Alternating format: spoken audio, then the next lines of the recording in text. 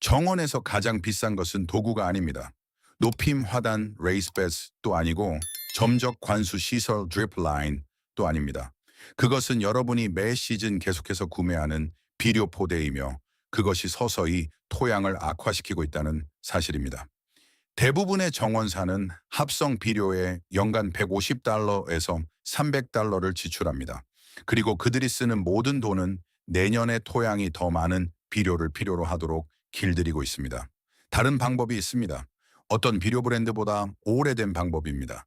어떤 농업대학보다도 오래되었습니다. 그리고 이를 설정하는 데 드는 총 비용은 약 2달러입니다. 톰 하틀리는 58세입니다. 그는 테네시주 녹스빌 외곽의 이스턴 사이커 약 300평 땅에서 정원을 가꿉니다. 3년 전 그는 비료 구매를 완전히 중단했습니다.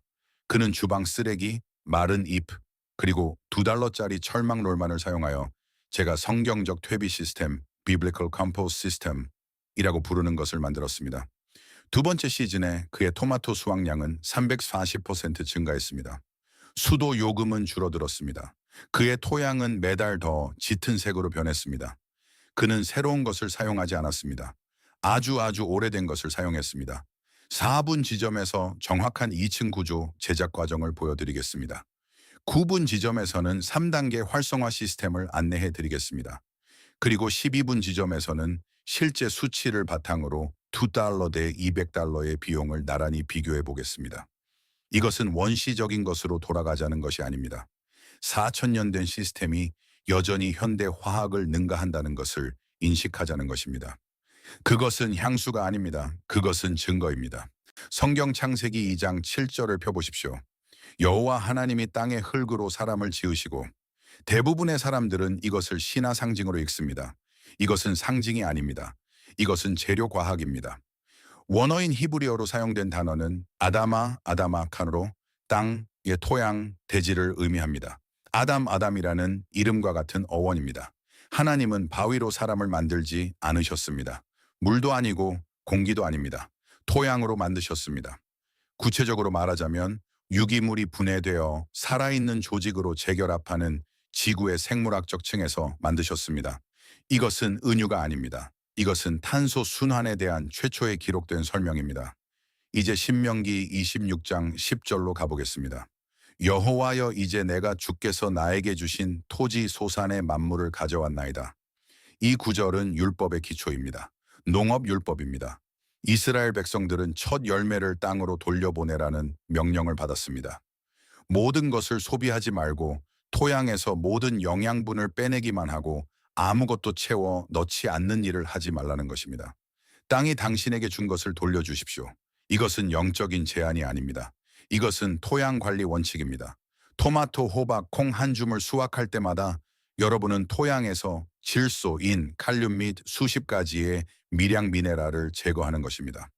땅이 그것들을 내어준 것입니다. 성경의 지침은 명확합니다. 무언가는 다시 돌아가야 합니다. 현대의 비료는 이것을 시도합니다.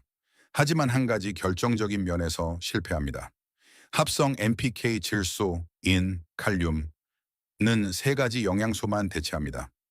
살아있는 토양은 70가지 이상의 다양한 미네랄 화합물을 필요로 하며 합성 투입물로는 복제할 수 없고 오히려 적극적으로 억제하는 곰팡이, 박테리아, 원생동물의 전체 생물학적 생태계를 필요로 합니다. 성경적 시스템은 화학을 사용하지 않았습니다. 분해를 사용했습니다. 유기물, 식물 찌꺼기, 동물 배설물, 마른 탄소 물질은 토양으로 되돌려져 자연스럽게 분해되도록 두었습니다. 그 분해 과정은 식물에게만 영양을 공급하는 것이 아닙니다. 토양 자체에 영양을 공급합니다. 박테리아, 곰팡이 네트워크, 원시 미네랄을 뿌리가 실제로 흡수할 수 있는 형태로 변환하는 유기체들에게 말입니다. 오늘날 이 과정에는 이름이 있습니다. 우리는 이것을 퇴비화이나 컴포스팅이라고 부릅니다. 이스라엘 백성들에게는 그 단어가 없었습니다. 하지만 이스라엘에서 가장 많이 연구된 고고학 유적지 중 하나인 텔메기또의 발굴 작업에서 기원전 1100년경으로 거슬러 올라가는 구조화된 폐기물 구덩이가 발견되었습니다. 층층이 쌓인 유기물, 정원 부지 근처에 위치함, 의도적으로 유지 관리됨, 그들은 자신들이 무엇을 하고 있는지 정확히 알고 있었습니다. 성경은 의식을 설명하는 것이 아닙니다. 폐쇄 루프, 클로즈드 루프, 생물학적 시스템을 설명하는 것입니다. 땅에서 취하고 땅으로 돌려보내고 땅이 스스로 재건하게 하라. 이를 4,000년 동안 반복하라. 그 시스템은 여전히 기록된 것 중 가장 효율적인 토양 형성 방법입니다. 구분 지점에서 이 폐쇄 루프 원리가 이번 주말 여러분의 정원에 설치할 수 있는 3단계 물리적 구조에 어떻게 직접적으로 적용되는지 보게 될 것입니다. 하지만 먼저 이것이 세포 수준에서 왜 작동하는지 설명하는 과학에 대해 알아보겠습니다. 건강한 토양 내부에서 실제로 어떤 일이 일어나는지 이야기해 봅시다. 철학이 아닙니다. 신앙도 아닙니다. 물리학과 생물학입니다. 2012년 로데일 연구소 로달 인스티튜트는 미국에서 수행된 가장 긴 연속 농업 연구 중 하나인 30년간의 비교 농업 시험 결과를 발표했습니다. 그 결과는 명확했습니다. 퇴비화된 유기물로만 관리된 토양은 양이온 교환 용량, 토양이 영양분을 유지하고 식물 뿌리로 전달하는 능력, 이 같은 기간 동안 합성 비료로 관리된 토양보다 23%더 높았습니다. 같은 땅, 같은 작물, 같은 기후, 영양분 전달 능력이 23%더 높았습니다. 단지 유기물을 지속적으로 땅에 돌려준 것만으로 말입니다. 같은 연구에서 수분 유지력도 측정했습니다. 퇴비화된 토양은 간구나 관수 후 수분을 31%더 오래 유지했습니다. 이는 물을 덜 주어도 된다는 것을 의미합니다. 증발 손실이 적고 건조한 기간 동안 뿌리 시스템이 받는 스트레스가 적다는 뜻입니다. 하나의 연구, 두 개의 수치, 둘 다 매우 중요합니다. 이제 더 과거로 가보겠습니다. 미국 환경보호청 EPA의 퇴비화 연구부서는 주방 쓰레기와 마당의 폐기물로 60일에서 90일에 걸쳐 생산할 수 있는 완성된 퇴비 1톤이 150에서 200파운드의 합성 질소 비료와 기능적으로 동일한 효과를 포함하고 있다고 문서화했습니다. 차이점은 전달 메커니즘에 있습니다. 합성 질소는 단일 수용성 스파이크 형태로 토양에 도달합니다. 뿌리는 좁은 시간대 안에 흡수할 수 있는 만큼만 흡수합니다. 나머지는 살포 후 72시간 이내에 지하수로 스며들어 유실됩니다. 여러분은 돈을 지불했지만 식물은 아마도 그중 40%만 사용했을 것입니다. 나머지는 사라졌습니다. 퇴비는 질소를 천천히 방출합니다. 지속적으로 18개월에서 24개월에 걸쳐서 말입니다. 생물학적 분해 과정은 식물의 성장 속도에 맞춰 방출 시기를 조절합니다. 식물은 필요한 만큼 끌어다 씁니다. 토양은 나머지를 예비로 보관합니다. 이것은 우연이 아닙니다. 이것은 설계된 것입니다. 물리적 메커니즘은 다음과 같습니다. 퇴비는 토양 과학자들이 입단 구조 aggregate structure라고 부르는 것을 만듭니다.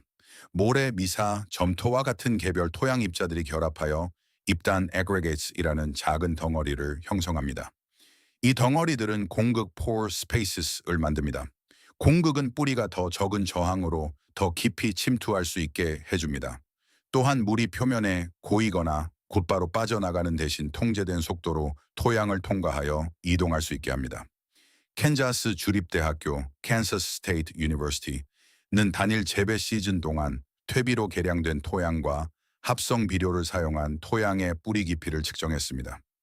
퇴비 구역의 뿌리는 평균 14인치 더 깊이 침투했습니다. 14인치. 이것은 2주간의 가뭄을 견뎌내는 식물과 4일째에 쓰러지는 식물의 차이입니다. 더 깊은 뿌리는 더 넓은 표면적을 의미합니다. 더 넓은 표면적은 더 많은 영양분 흡수를 의미합니다. 더 많은 영양분 흡수는 여러분의 수고를 덜 들이고도 더 튼튼한 식물을 얻을 수 있음을 의미합니다. 이해해야 할 층이 하나 더 있습니다. 건강한 퇴비 내부의 미생물 바이오매스 탄소, 토양 1g당 박테리아, 곰팡이 및 미생물의 살아있는 무게는 토양 1g당 200에서 600 마이크로그램 사이입니다. 20년 동안 화학 물질을 적용하여 합성 비료에 의존하게 된 토양에서는 그 수치가 그램당 40에서 80 마이크로그램으로 떨어집니다. 이것은 작은 차이가 아닙니다. 이것은 붕괴입니다. 이러한 미생물은 장식용이 아닙니다. 이들은 영양분이 식물 뿌리에 흡수될 수 있도록 하는 실제 메커니즘입니다. 이들이 없다면 비료를 토양에 직접 쏟아부어도 식물은 여전히 그 대부분에 접근할 수 없습니다. 생물학이 바로 그 다리 역할을 합니다. 유기물 분해를 통해서만 독점적으로 생성되는 화합물인 부식산, 휴믹 애시드는 이온 전도체 역할을 합니다. 이것은 영양분 분자와 결합하여 뿌리막벽을 가로질러 전달합니다. 부식산이 없으면 전달도 없습니다. 퇴비가 없으면 부식산도 없습니다. 합성 비료에는 부식산이 전혀 없습니다. 성경적 시스템은 이를 자동으로 생산합니다. 모든 층에서. 분해의 모든 단계에서 이제 고고학적 확인이 있습니다.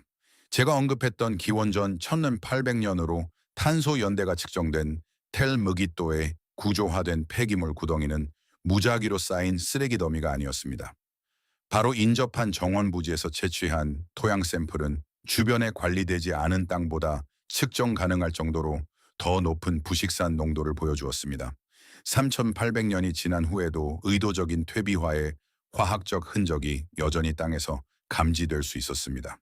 그 시스템은 그때도 작동했습니다. 화학은 그것이 왜 지금도 작동하는지 증명합니다. 구분 지점에서 이 모든 과학을 약 $2로 2시간 이내에 완성할 수 있는 물리적 구조물로 구현하는 3단계 구조를 보여드리겠습니다. 하지만 먼저 여러분 자신의 토양을 테스트해 보시기 바랍니다. 지금 당장. 다른 어떤 것을 하기 전에 말입니다. 무언가를 만들기 전에 여러분이 다루고 있는 것이 무엇인지 알아야 합니다. 두 가지 테스트, 장비 없음, 실험실 없음, 각각 60초면 됩니다. 테스트 1, 유리병 테스트, The Jar Test. 투명한 유리병을 찾으세요. 정원의 흙뿌리가 실제로 살고 있는 상위 4인치으로 병의 3분의 1을 채웁니다. 병이 거의 꽉 찰 때까지 물을 붓습니다. 뚜껑을 닫고 30초 동안 세게 흔듭니다. 그런 다음 내려놓고 정확히 2분을 기다립니다. 어떤 일이 일어나는지 지켜보세요. 물이 빨리 맑아지고 흙이 바닥에 단단하고 균일한 층으로 가라앉는다면 여러분의 토양은 생물학적으로 비활성 상태입니다. 입재 구조가 없습니다. 입단화가 없습니다. 그것들을 결합시키는 유기 접착제가 없습니다.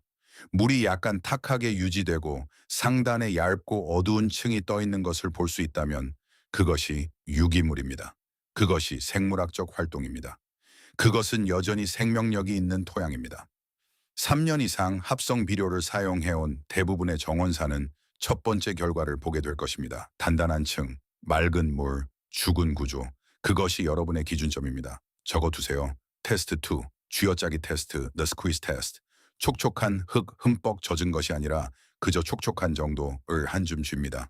주먹을 꽉 쥐고 5초 동안 누릅니다. 천천히 손을 펴니다. 유기물 함량이 좋은 건강한 토양은 잠시 모양을 유지하다가 가볍게 두드리면 작고 불규칙한 조각으로 부서집니다. 그 부서짐이 바로 입단 구조입니다. 그것이 여러분이 만들어가야 할 목표입니다. 점토처럼 단단하고 매끄러운 공 모양을 유지하거나 마른 모래처럼 즉시 부서지는 토양은 유기물이 필요하다는 것을 말해줍니다. 구조가 필요합니다. 우리가 곧 만들 시스템이 필요합니다. 이제 여러분의 출발점을 알았습니다. 만들어 봅시다. 성경적 퇴비 시스템, 단계별 안내, 총 비용 $0에서 $2, 총 제작 시간 90분 미만, 필요한 것, 철망롤 1개 또는 나무 팔레트 4개, 어느 것이든 가능. 주방 쓰레기, 마른 잎이나 집, 삽, 정원 흙, 물, 1단계, 위치 선택, 부분적인 그늘 하루 4-6시간의 직사광선, 이 드는 곳을 선택하세요. 완전한 햇빛은 퇴비 더미를 너무 빨리 건조시킵니다. 완전한 그늘은 분해를 늦춥니다. 부분적인 그늘이 균형점입니다. 위치는 정원 화단과 바로 인접해야 합니다. 마당 건너편이 아닙니다. 차고 뒤편도 아닙니다. 인접해야 합니다. 완성된 재료가 적용될 곳에서 10피트 이내에 있기를 원할 것입니다. 2단계, 용기 만들기. 철망을 직경 약 3피트의 원형으로 만듭니다. 양 끝을 함께 고정합니다. 그것이 여러분의 구조물입니다. 총 비용, 철물점에서 파는 10피트 철망, 롤 $2. 나무 팔레트 4개가 있다면 정사각형으로 세우고 모서리를 철사로 묶습니다. 비용 $0. 용기는 정교할 필요가 없습니다. 재료를 똑바로 세워두고 측면을 통해 공기가 통할 수 있게만 하면 됩니다. 그것이 유일한 구조적 요구사항입니다. 3단계 1층 탄소 베이스. 바닥 전체에 마른 갈색 재료를 4인치 두께로 깝니다. 마른 잎이나 칩, 잘게 찢은 골판지, 마른 옥수수대. 이것이 탄소층입니다. 탄소는 퇴비의 구조적 뼈다입니다. 공기 주머니를 만듭니다.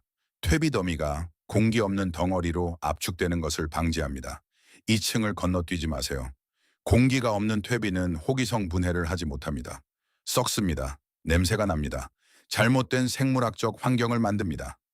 4인치, 마른 것, 갈색, 바닥에. 4단계, 2층 질소 투입. 탄소 베이스 위에 녹색 재료를 2인치 두께로 추가합니다. 신선한 주방 쓰레기, 채소 껍질, 커피 찌꺼기, 과일 쓰레기.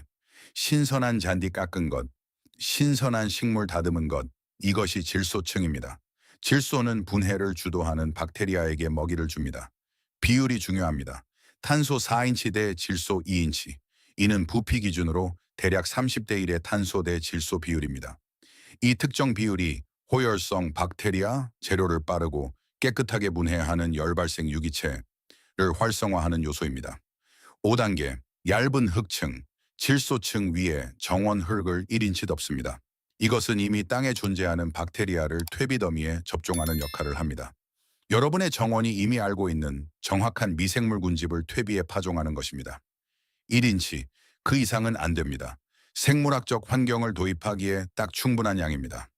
6단계, 물주기 및 반복, 꽉 짠 스펀지처럼 느껴질 때까지 퇴비 더미를 적십니다. 물이 뚝뚝 떨어지지 않고 전체적으로 축축하게.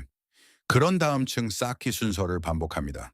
탄소, 질소, 흙, 물, 탄소, 질소, 흙, 물, 퇴비 더미를 최소 3피트 높이로 쌓습니다.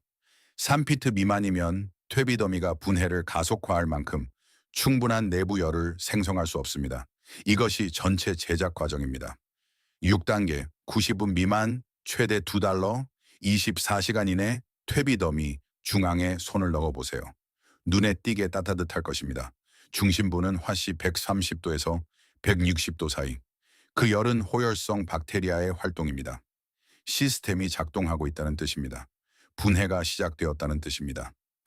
7일 이내 재료가 압축되고 분해됨에 따라 퇴비 더미의 부피가 30% 줄어듭니다.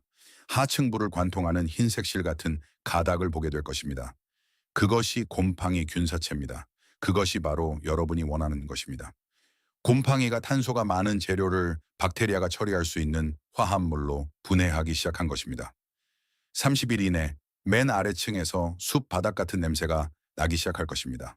어둡고 풍부하고 흙내음이 나는 썩은 냄새가 아닙니다. 부패한 냄새가 아닙니다. 숲바닥 냄새입니다. 그 냄새는 부식산이 형성되고 있다는 증거입니다. 그것이 활성 퇴비의 생물학적 특징입니다.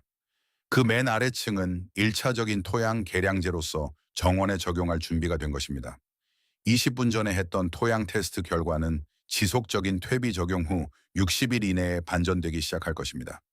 유리병 테스트에서는 상단에 유기물이 떠 있는 것을 보여줄 것입니다.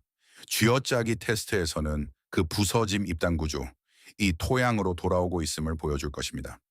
구분 지점에서 뿌리 침투와 수분 유지를 극대화하기 위해 이 재료를 정원 화단의 3가지 다른 구역에 어떻게 배치하는지 보여드리겠습니다. 그것이 3단계 시스템입니다. 그리고 그것은 식물이 자라는 방식에 대한 모든 것을 바꿉니다. 이제 여러분에게는 퇴비가 있습니다. 혹은 활발하게 퇴비가 되어가고 있는 더미가 있습니다. 다음 질문은 퇴비가 효과가 있는지 여부가 아닙니다. 과학이 이미 그에 답했습니다. 다음 질문은 토양에서 최대의 생물학적 반응을 얻기 위해 그것을 어디에 그리고 어떤 형태로 두어야 하는가입니다. 대부분의 정원사는 1년에 한 번 화단 위에 퇴비를 뿌리고 끝냅니다. 그것은 시스템의 3분의 1에 불과합니다. 그것은 3분의 1의 결과만 만들어냅니다. 고고학적 증거, 토양화학, 고대 토지 관리 문헌을 바탕으로 재구성된 성경적 농업 모델은 3개의 층에서 동시에 작동했습니다. 각 층은 다른 깊이 영역을 목표로 합니다. 각 층은 다른 생물학적 메커니즘을 활성화합니다. 각 층은 다른 시간대의 결과를 만들어냅니다. 여기에 완전한 3단계 시스템이 있습니다. 1단계, 지표면 아래 매립, barren, subsurface deposit, 목표 깊이, 지표면 아래 6.25인치. 이것은 대부분의 현대 정원사들이 절대 건드리지 않는 층입니다. 완성된 퇴비 더미 맨 아래에 있는 어둡고 숲 바닥 냄새가 나는 재료를 가져와서 묻으세요. 뿌리는 것이 아닙니다. 묻으세요. 정원 화단의 길이를 따라 8인치 깊이의 도랑을 팝니다. 도랑의 너비는 약 6인치여야 합니다. 그 도랑 안에 완성된 퇴비를 도랑 바닥을 따라 2-3인치 깊이로 연속적인 층이 되게 놓습니다. 그런 다음 원래의 흙으로 되무고 공기 주머니가 없어지도록 부드럽게 누릅니다. 여러분은 방금 지표면 아래에 생물학적 저장소를 만들었습니다. 메커니즘은 다음과 같습니다. 식물의 뿌리는 수분과 영양분을 따라 아래로 향합니다. 퇴비가 8인치 깊이에 묻히면 질소인 부식산이 천천히 방출되면서 깊은 곳에 사용 가능한 영양분이 집중되는 구배 그레디언트가 형성됩니다. 뿌리는 그 구배를 감지하고 그 방향으로 자랍니다. 표면 근처에 머무는 대신 아래로 내려갑니다. 18인치나 20인치까지 뻗은 뿌리 시스템은 4인치나 5인치에서 멈추는 식물과 같은 식물이 아닙니다. 근본적으로 다른 부피의 토양에 접근하고 있는 것입니다. 더 많은 미네랄 표면적, 더 많은 수분 보유량, 더 많은 생물학적 교환.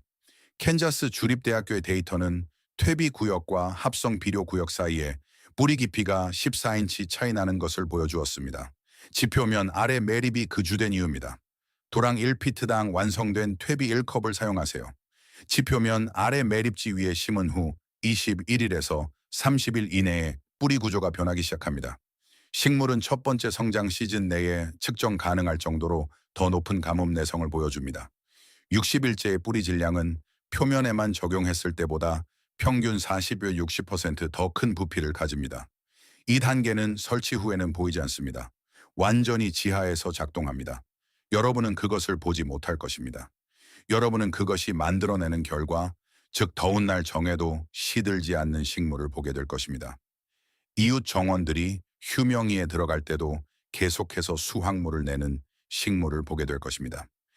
2단계, 표면 멀치층 Surface Mulch Layer. 목표 깊이, 토양 표면 위 3림을 4인치. 이 단계는 눈에 보입니다. 그리고 보이는 것보다 더 많은 일을 하고 있습니다. 반쯤 완성된 퇴비 30-45일 동안 분해되었지만 아직 완전히 분해되지 않은 재료를 가져와서 화단 전체 표면에 뿌립니다. 깊이는 3-4인치, 끝에서 끝까지. 흙과 섞지 마세요. 그냥 위에 두세요. 이것이 여러분의 표면층입니다. 이것은 3가지 기능을 동시에 수행합니다. 첫째, 증발 억제. 직사광선에 노출된 맨 흙은 여름 동안 일주일에 최대 2인치의 물에 해당하는 속도로 수분을 잃습니다. 3인치의 퇴비 멀치층은 그 증발률을 50-70%까지 줄여줍니다. 이제 같은 양의 비나 관수라도 뿌리 영역에서 훨씬 더 오래 지속됩니다. 둘째, 온도 조절. 퇴비 멀치층 아래의 토양은 더 안정적인 온도를 유지합니다. 초봄에는 더 따뜻하고 여름 더위에는 더 시원하게. 안정적인 토양 온도는 일관된 뿌리 성장을 위한 직접적인 촉발제입니다. 토양 온도가 화씨 85도 이상으로 치솟으면 뿌리는 성장을 멈춥니다. 멀치층은 극한의 온도에서도 뿌리가 활발하고 생산적으로 유지되도록 합니다. 셋째, 지속적인 접종. 표면 퇴비층에 비가 내리면 박테리아, 곰팡이 포자, 부식 화합물과 같은 생물학적 물질이 토양 단면을 통해 아래로 운반됩니다. 비가 내릴 때마다 미생물 접종이 일어나는 것입니다. 표면층은 정체되어 있지 않습니다. 물이 통과할 때마다 그 아래의 토양에 영양을 공급합니다. 화단 전체 표면에 3.4인치 두께로 뿌립니다. 층이 분해되고 섞임에 따라 45로 60일마다 1인치의 새로운 재료로 보충합니다. 증발 감소 효과는 즉각적이며 첫 주 이내에 측정 가능합니다. 토양 온도 안정화는 10-14일 이내에 발생합니다.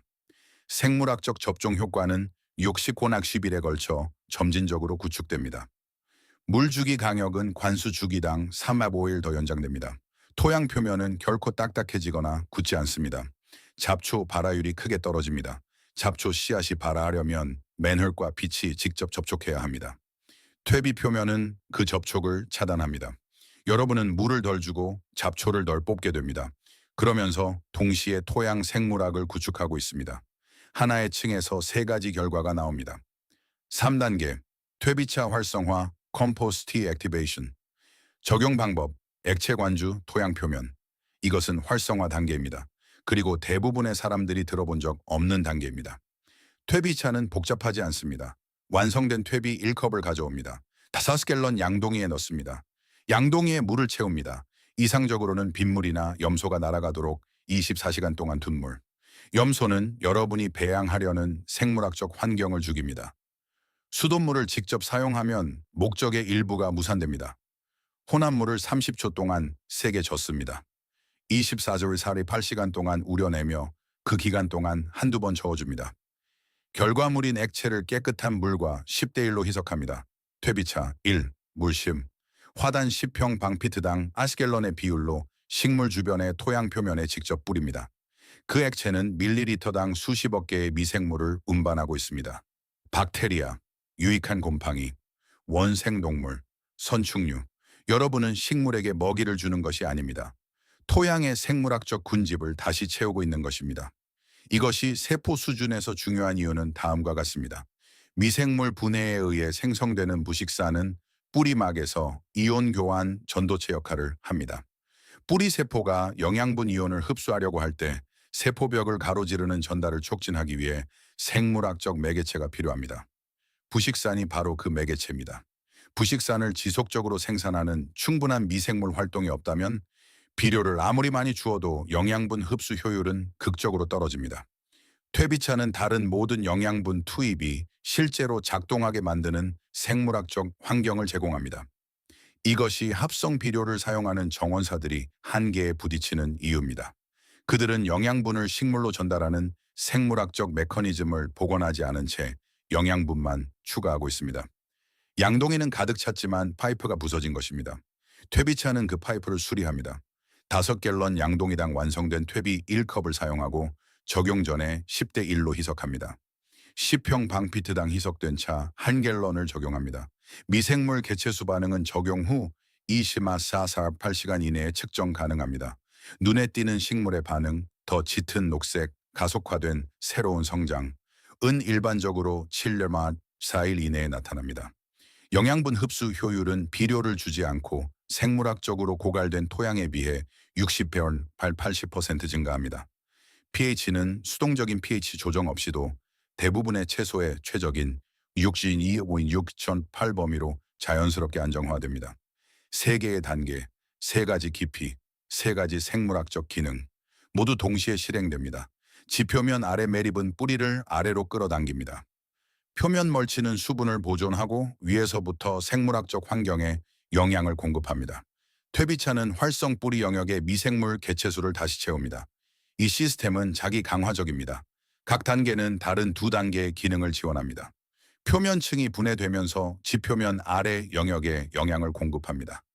지표면 아래 영역이 뿌리 깊이를 구축함에 따라 식물은 퇴비차가 전달하는 것을 끌어올리는데 더 효율적이 됩니다. 미생물 개체수가 증가함에 따라 분해가 가속화되어 3단계 모두를 위한 더 많은 완성된 퇴비를 생산합니다. 이것은 주방 쓰레기와 마른 잎으로 작동합니다. 총 재료비 $2, 12분 지점에서 우리는 이 시스템과 대부분의 정원사가 현재 사용하고 있는 기존의 비료 접근 방식 간의 비교에 정확한 달러 수치를 대입해 볼 것입니다. 하지만 먼저 우리가 방금 구축한 모든 것에 적극적으로 반하는 흔한 습관이 하나 있습니다. 그리고 대부분의 정원사는 그것이 초래하는 피해를 깨닫지 못한 채 매일 그 행동을 하고 있습니다. 우리가 방금 구축한 모든 것을 무너뜨리는 한 가지 물주기 습관이 있습니다. 이것은 미국 뒷마당 정원 가꾸기에서 가장 흔한 물주기 방식입니다. 비료 포장지에서도 권장하는 방법입니다. 수많은 정원 가꾸기 영상에서도 시연됩니다. 그리고 이 습관은 물이 닿는 모든 식물의 뿌리 구조를 체계적으로 파괴하고 있습니다. 그 습관은 바로 매일 조금씩 물을 주는 것입니다. 매일 아침 호스로 몇 분 동안 물을 줍니다. 표면에 0.5인치 정도의 물을 줍니다. 일관적이고 편리합니다. 하지만 매우 역효과를 낳습니다. 이 습관이 식물에 미치는 영향은 다음과 같습니다. 뿌리는 무작위로 자라지 않습니다. 뿌리는 수분과 영양분을 향해 방향성을 띠고 자랍니다. 이를 굴수성 하이드로트로피셈이라고 합니다. 뿌리 시스템은 토양의 수분 변화도를 파악하고 물을 지속적으로 얻을 수 있는 곳을 향해 뻗어나갑니다. 매일 조금씩 물을 주면 토양 상단 2도 3인치에 지속적으로 수분을 공급하게 됩니다. 표면은 촉촉하게 유지되지만 더 깊은 토양은 건조한 상태로 남습니다. 뿌리 시스템은 이 수분 변화도를 정확하게 읽어냅니다. 그리고 얕은 곳에 머뭅니다. 필요한 모든 것이 표면에 있기 때문에 더 깊이 내려갈 생물학적 이유가 없는 것입니다. 매일 조금씩 물을 주며 한 번의 성장기를 보내고 나면 영양분과 수분 흡수의 90%를 담당하는 미세한 털 모양의 뿌리인 잔뿌리의 대부분이 토양 상단 3별 4인치에 집중됩니다. 18리 2미 4인치까지 뻗어나가도록 설계된 식물이 4인치의 뿌리 시스템을 갖게 되는 것입니다. 캘리포니아 대학교 협동 연장 프로그램 Cooperative Extension은 3년의 연구 기간 동안 여러 채소 작물에서 이러한 효과를 기록했습니다. 매일 얕게 물을 준 식물은 평균 깊이 3,200인치의 뿌리 시스템을 발달시켰습니다. 반면 4-7일마다 리알로 15인치의 물을 깊고 드물게 준 식물은 평균 깊이 14-6인치의 뿌리 시스템을 발달시켰습니다. 같은 토양, 같은 씨앗, 같은 비료를 사용했습니다. 3.2인치 대 14.6인치. 이것은 작은 차이가 아닙니다. 근본적으로 다른 식물입니다.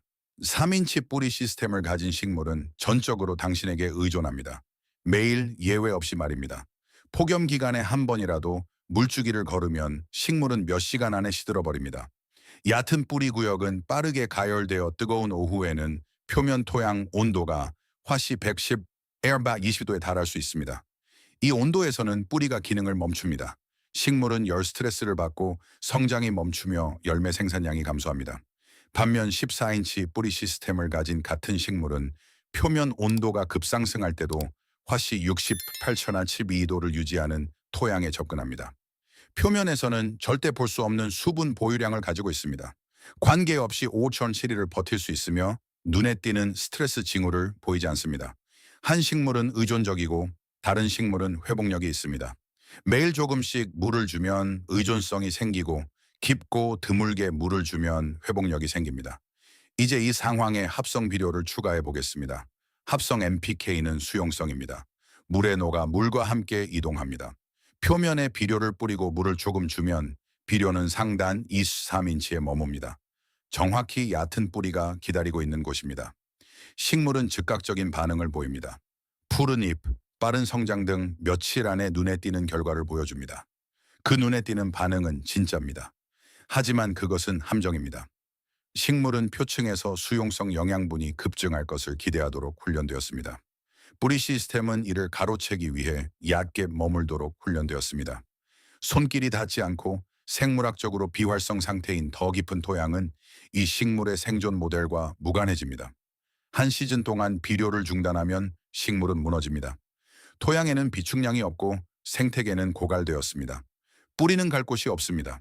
캔자스 주립대학교의 장기 토양 건강 데이터에 따르면 20년 연속 합성 비료로 관리한 밭은 유기농 퇴비로 관리한 밭보다 미생물 다양성 수준이 67% 낮았습니다.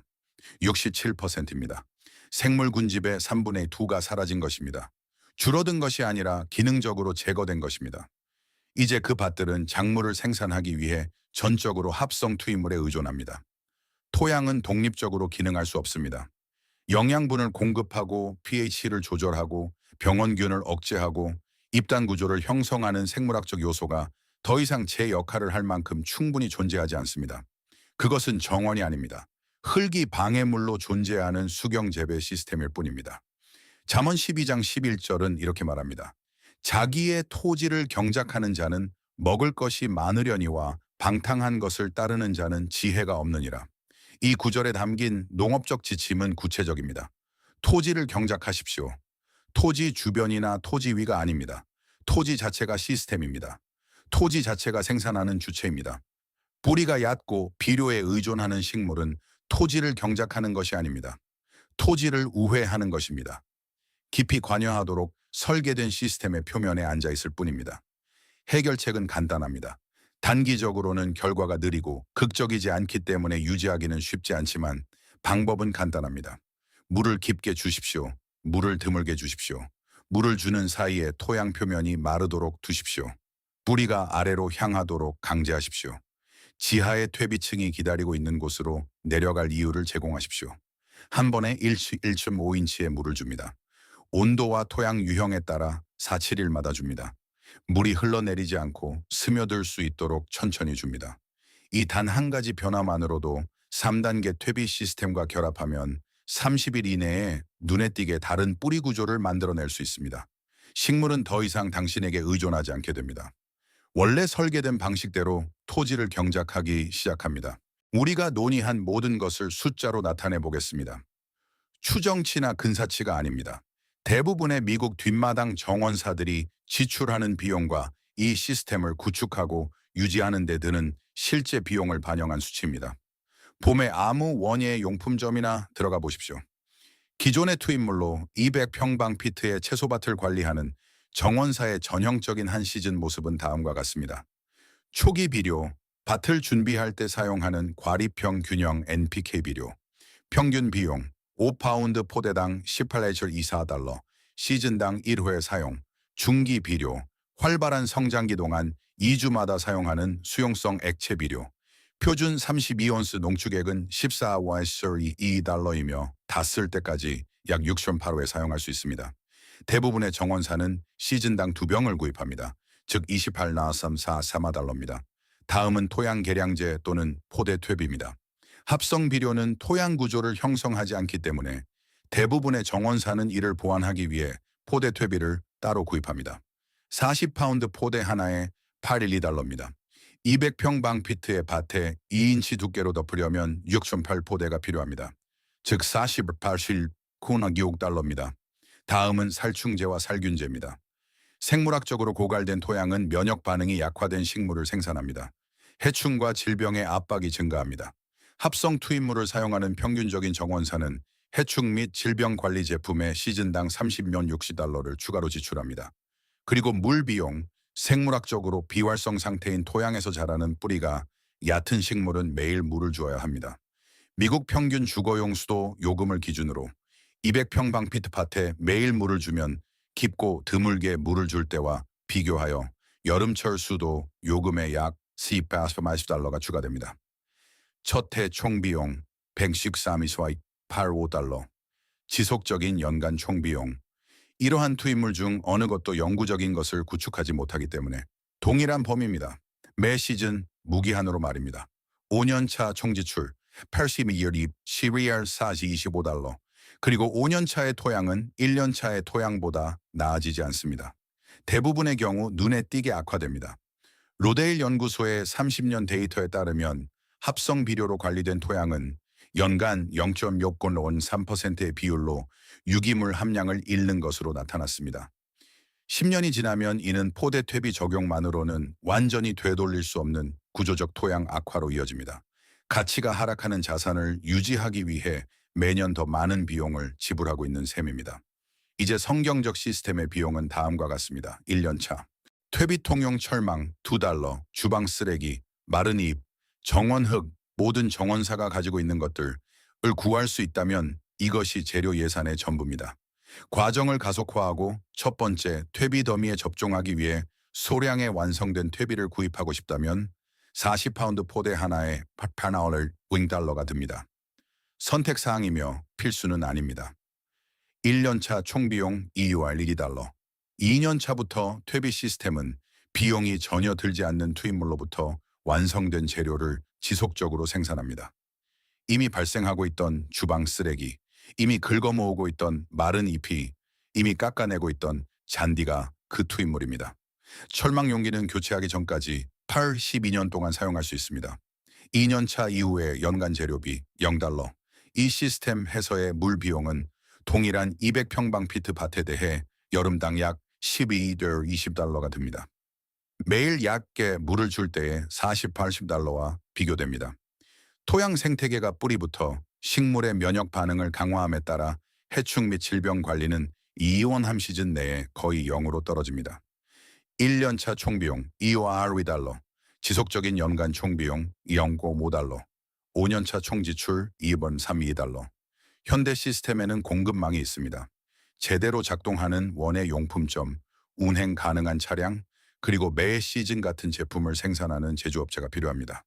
이러한 의존성 중 하나라도 제거되면 시스템은 작동을 멈춥니다. 성경적 시스템에는 공급망이 없습니다. 주방, 마당, 그리고 2달러짜리 철망으로 만든 용기만 있으면 됩니다.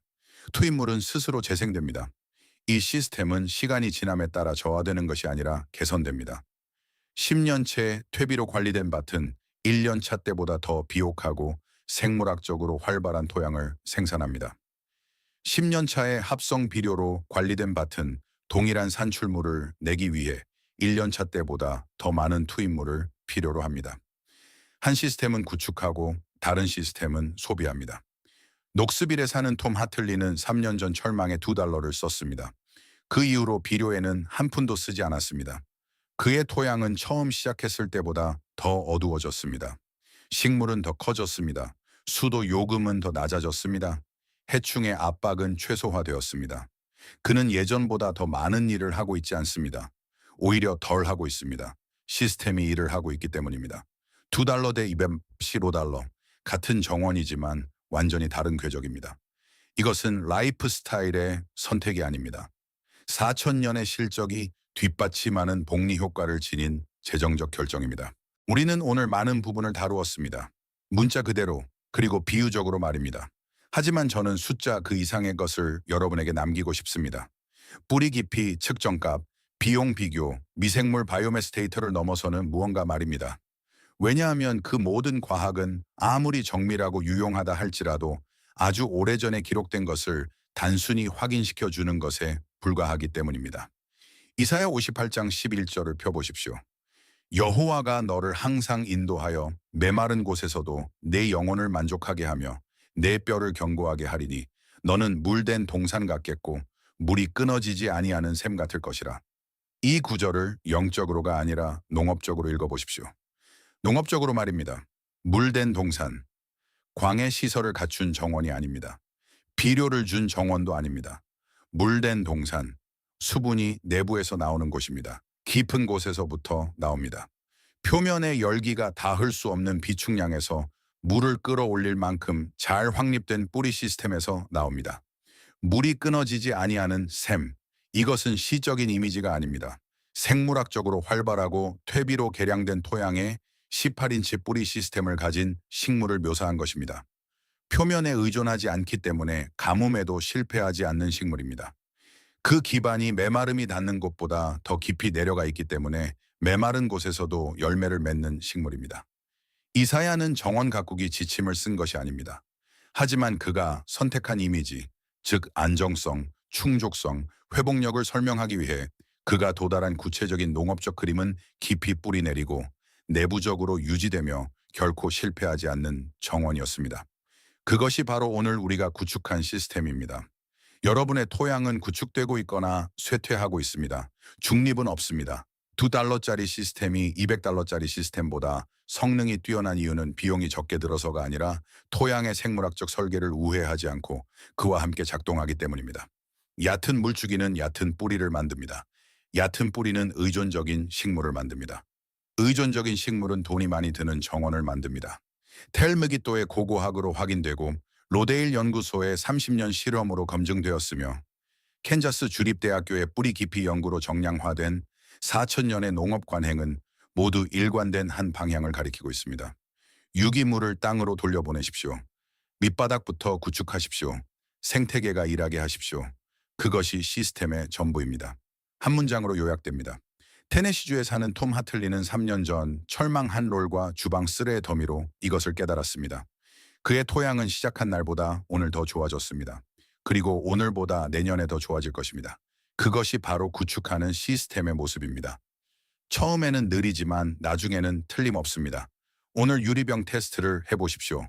이 영상이 끝나기 전 바로 지금 말입니다. 투명한 유리병, 정원 흙, 물, 30초 동안 흔들고 2분 동안 관찰하십시오.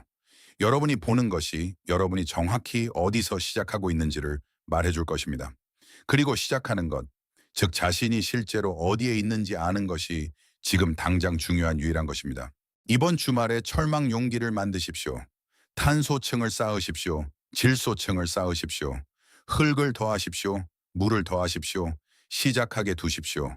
모든 것을 한 번에 할 필요는 없습니다.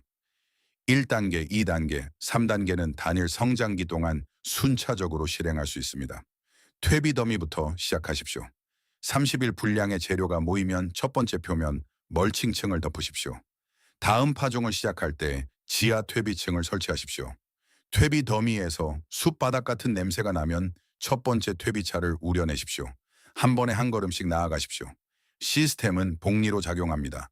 생태계가 축적됩니다. 토양이 개선됩니다. 그리고 다음 시즌 원예 용품점을 지나가다 입구에 쌓여있는 이 12달러짜리 비료포대를 보게 되면 여러분은 그냥 지나쳐 갈 것입니다.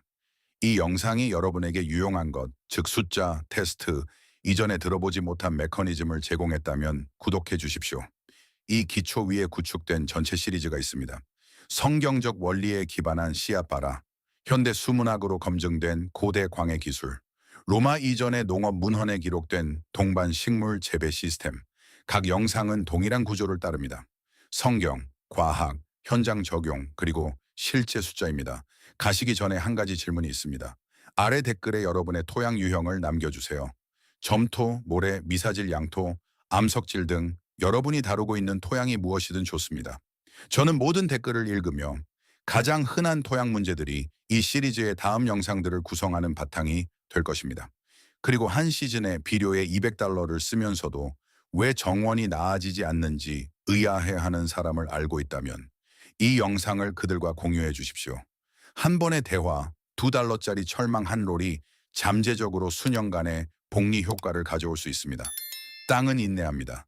땅은 여러분이 주는 것에 반응합니다. 땅이 받도록 설계된 것을 주십시오. 그러면 땅은 여러분이 기대하는 것보다 더 많이, 여러분이 계획한 것보다 더 오래, 0에 가까운 비용으로 생산해 낼 것입니다.